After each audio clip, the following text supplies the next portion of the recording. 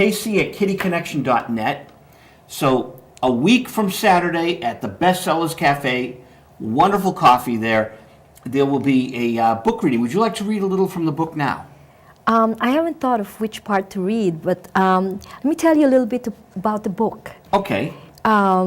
Just to give you an idea. It's a sociological memoir about filled with canine characters from different parts of the world and how they came into the life of a Chinese woman, namely me, who became a part of the American story, how dogs break down barriers of race, class, ethnicity, religion, politics, and make us share our common humanity with one another.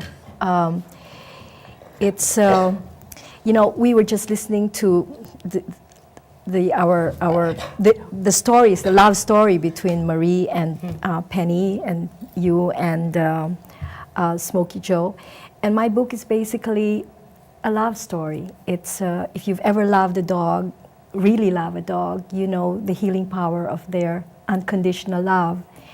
I am in my book I talk about, I am the second of 5 girls in a traditional Chinese expatriate family where girls were unwanted, thrown away and discarded.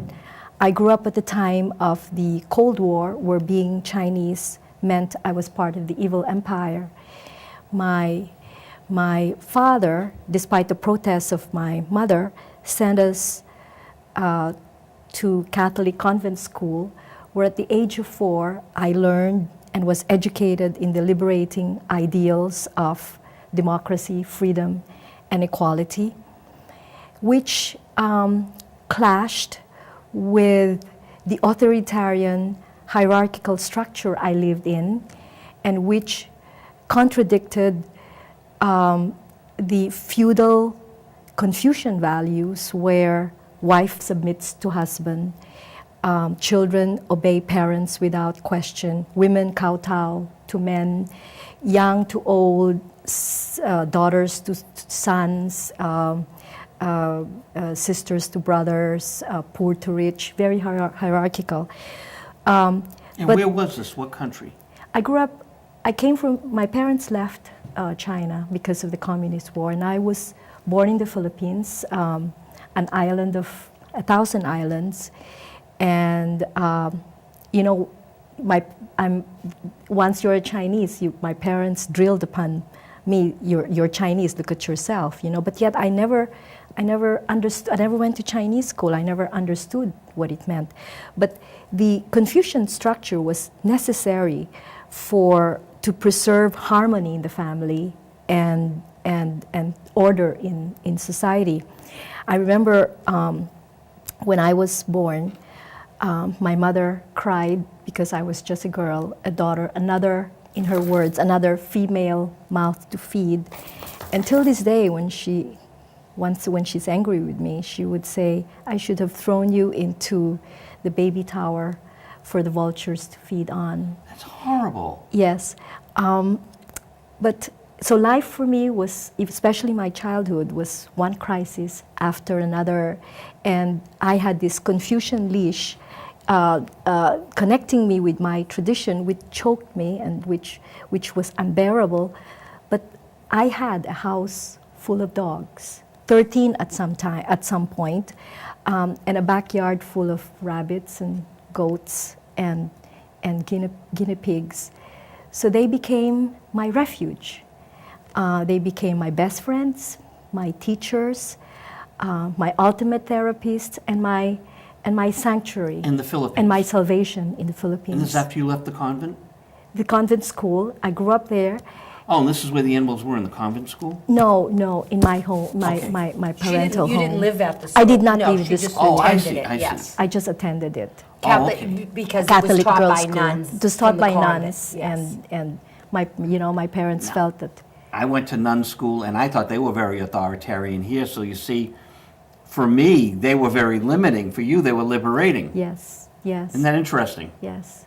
And so I had all these dogs, and I moved from the Philippines to Paris, where I lived for a decade, and then came to America, where The whole I've family went to always- Paris?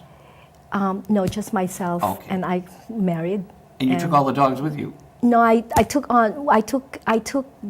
some of the dogs stayed behind in the Philippines with my parents. My parents had not immigrated yet to the United States. My parents immigrated to the United States at the time of martial law, when the Philippines was under Marcos.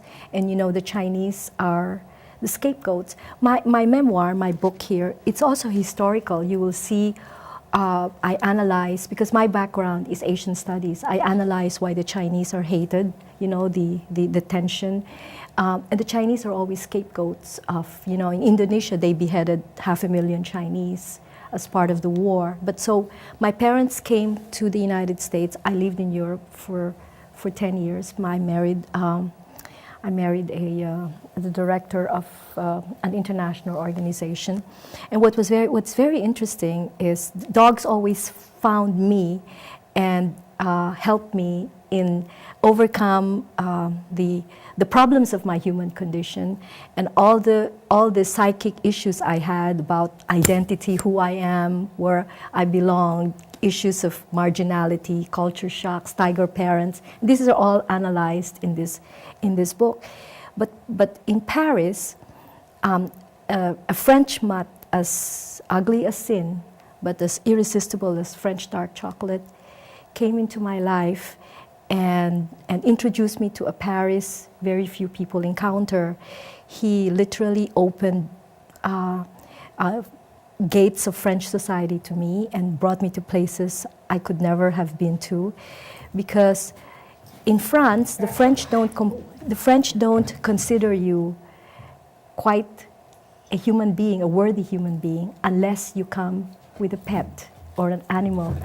And once I came, this French mutt completed me, and I was no longer just a foreigner. I was no longer just another barbarian, and it made me understand French societies and all this. So the book is about this, and all this storytelling, a series of stories about how the bonding of dogs with me, how it made me understand. I resolved a lot of these issues, and as I think of what's happening in the world, I'm saying, if only they understand the healing power of unconditional love. You know, dogs, animals, they love us, they offer no commentaries, they make no judgments. It's just simple love, as simple as that. You know it, I know it, Marie knows it. So that's the book.